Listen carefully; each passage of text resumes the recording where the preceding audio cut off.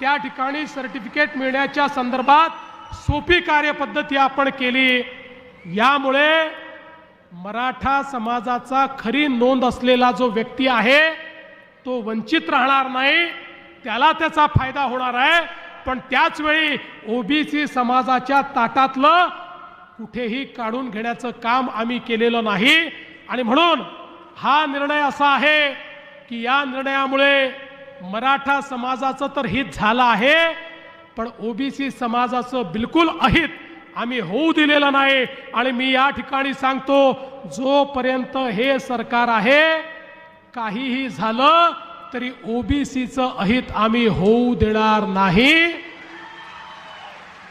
ओबीसीचं मंत्रालय तयार करणारं हे सरकार आहे, महाज्योती तयार करणारं हे सरकार आहे, ओबीसीची महामंडळं सक्षम करणारं हे सरकार आहे।